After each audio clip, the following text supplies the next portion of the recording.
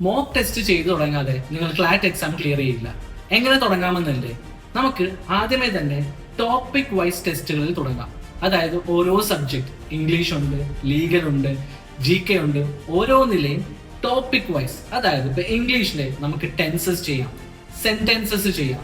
ഇപ്പൊ ലീഗൽ വരികയാണെങ്കിൽ law of tots ചെയ്യാം, കോൺസ്റ്റിറ്റ്യൂഷൻ ഓഫ് ഇന്ത്യ ചെയ്യാം. അതേപോലെ ഓരോ ടോപ്പിക്കുകൾ എടുത്ത് ടെസ്റ്റ് ചെയ്യുന്നതാണ് നമ്മുടെ ഒന്നാമത്തെ സ്റ്റെപ്പ്.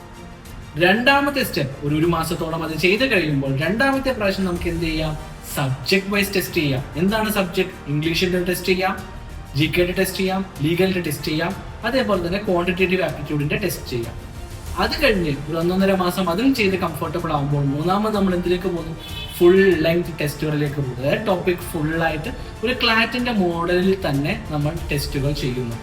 അത് കഴിഞ്ഞ് വിട്ടുപോകേണ്ടാത്ത ഒരു ഏരിയ കൂടെ ഉണ്ട്. ക്ലാറ്റ് എക്സാമിന് ഏറ്റവും റാൻഡം ആയിട്ടും ഡിഫിക്കൽട്ട് ആയിട്ടും വരാൻ പറ്റുന്ന ഒരു ഏരിയയാണ് കറണ്ട് അഫയേഴ്സ്. അതുകൊണ്ട് തന്നെ ഓരോ മാസങ്ങളുടെയും നിങ്ങൾ ഒരു ക്വിസോ ടെസ്റ്റോ ഡെമോയോ ചെയ്ത് നോക്കുകയാണെങ്കിൽ നിങ്ങൾക്ക് സബ്ജക്ട്സിന് ഒന്നും കൂടി ക്ലാരിറ്റി കിട്ടും. ഇതിന്റെ കൂടെ ഈക്വലി ഇമ്പോർട്ടൻ്റ് ആയിട്ടുള്ള ഒരു കാര്യമാണ് ഇത് എങ്ങനെ അനലൈസ് ചെയ്യുന്നു എന്നുള്ളത്. അപ്പോൾ തൊട്ടടുത്ത വീഡിയോയിൽ എങ്ങനെ ക്ലാറ്റ് ഡീറ്റെയിൽ ആയിട്ട് മോക്ക് ടെസ്റ്റ് അനലൈസ് ചെയ്യാം എന്നുള്ളത് ഞാൻ പറഞ്ഞു തരുന്നതായിരിക്കും. So stay tune for that. Take care.